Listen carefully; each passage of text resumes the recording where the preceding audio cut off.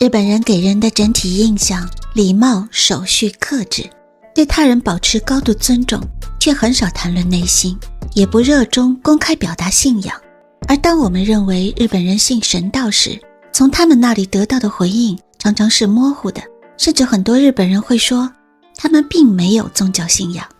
不过如果把听他们说什么转换到看他们怎么做的话，又是另一番光景。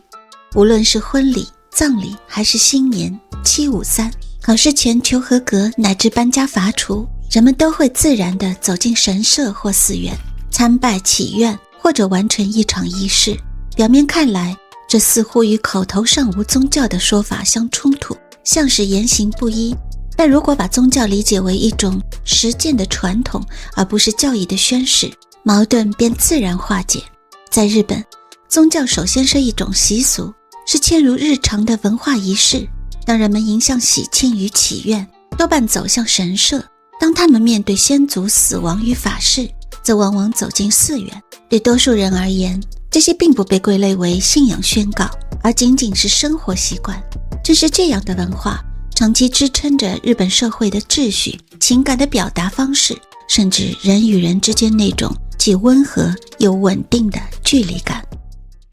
大家好，欢迎观看本期的风流志宗教司，欢迎大家订阅点赞，您的关注对我非常重要，谢谢。让我们先来说说日本主要两大宗教神道和佛教的现状。神道是日本的本土宗教，它的发源可以追溯到日本尚未出现文字记录的史前时代。在世界宗教的版图中，神道显得格外难以定位。它既不像一神教那样以唯一真理为核心，例如基督教，也不如多神教那样构建出庞大而繁复的神话体系，例如印度教，更不以系统的思想推演来解释人生与世界，譬如佛教。神道并没有一套统一的教义，也没有类似圣经或古兰经那样被共同遵守的经典。它没有创始人，没有先知，也不试图回答宇宙从何而来，人生的终极意义是什么。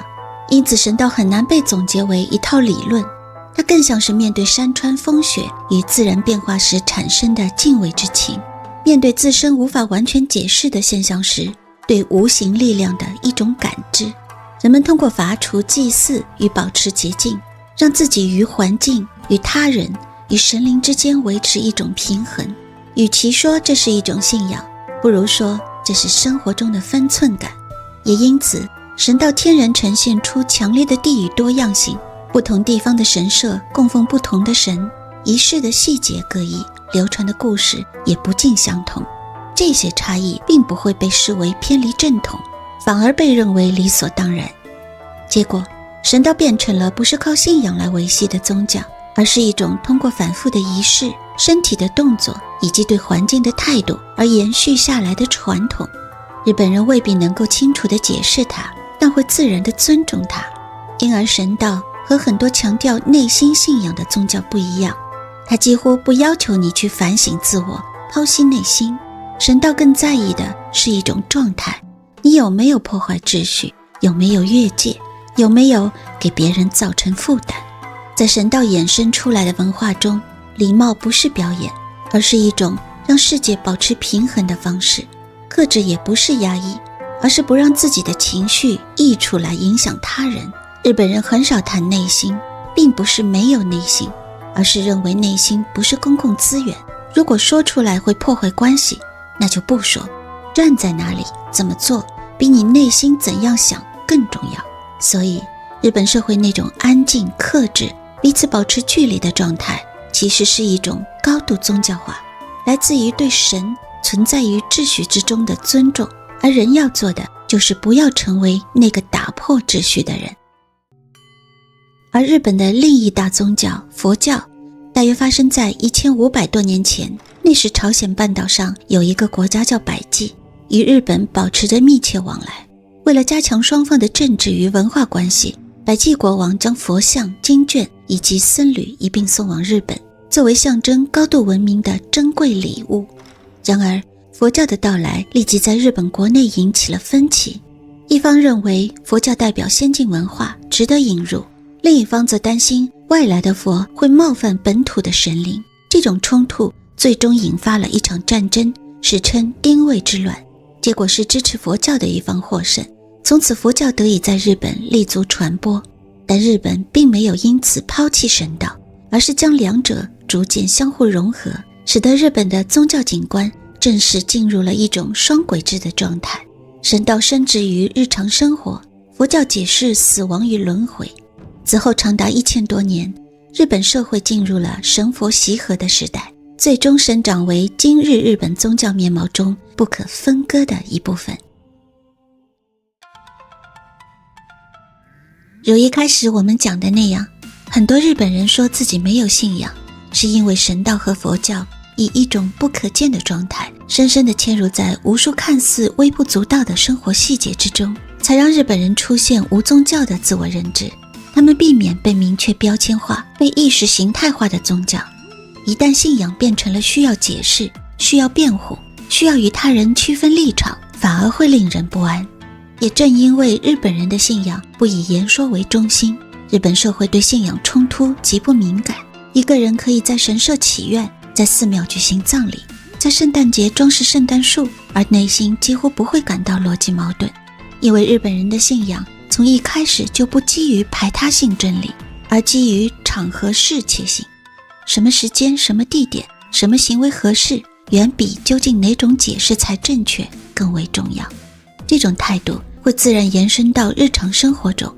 比如在职场或社区里，日本人通常会极力避免把冲突推向非黑即白的立场对立，即便发生纠纷，也更倾向于通过道歉、协调、反复沟通来降温，而不是坚持确定谁对谁错。因为在神道式的世界观中，事情本来就可以同时包含多种原因，过于强硬的价值判断反而被视为会破坏整体秩序的危险因素。这种不谈终极真理的信仰方式也体现在公共生活里。正月时，成千上万的人排队出纸，投币、鞠躬、合掌、祈愿。虽然每个人心里想的都不一样，但重要的是参与仪式的本身提供了一种共同的节奏，而不是统一的思想。也正因为如此，日本社会很少鼓励通过信仰来表达强烈的自我立场。一个人如果在公共场合反复强调自己的信念绝对正确，往往会让周围的人感到不安。相比之下，考试前去买一个御守，搬家时请人做一次罚处，孩子成长的节点参加一次753，这些看似轻微却可以重复的行为更符合社会对安全感的期待。我认识的一个日本人，他小学时很擅长画画，但他的朋友表面上称赞他的才能，语气里却让他隐约嗅到了一种因为他过于突出而产生的疏远意味，这让他开始担心自己会因此失去朋友。最终，他选择逐渐放弃了画画。如果结合日本的文化来理解，这种选择并不是偶然。在日本的价值体系中，真正被警惕的并不是失败，而是越界。神道并不鼓励人不断强调自我，展现独特性，而更在意一种状态。你是否因为自己的存在让周围的人感到不安，被比较，从而打破原本的关系秩序？克制并不是否定才能，退一步也并不是自卑。从这个角度来看，日本人很少谈内心，也很少强调一定要做自己，是因为在他们的文化中，不成为让他人为难的人，比成为特别的人更重要。我在日本生活之后，有一个反复出现的感受，这里有太多的默默无闻的才能，很多人写着令我惊艳的字体，有人独具画画天赋，有人对某个兴趣爱好照意颇深，这些人全都是普通人。在这里，才能并不是天然等同于应该被展示的东西，一旦才能被公开，它就会进入比较、评价和位置变化的系统，而这种变化恰恰是需要被谨慎对待的。突出意味着被注视，被注视就意味着关系结构的改变，而对很多日本人来说，关系的稳定远比自我表达重要，因此他们更倾向于把才能内化成一种独自的乐趣。从这个角度来看，日本社会其实并不缺少天才，反而充满了默默无闻的高手。这不是因为他们不珍惜才能，而是因为他们更害怕才能打破人与人之间原本微妙而脆弱的平衡。在这样的文化里，最理想的状态不是被看见，而是尽量不要让任何人因为你感到不安。这正是一种很日式的克制，不是不闪耀，而是不让你的光彩刺痛别人。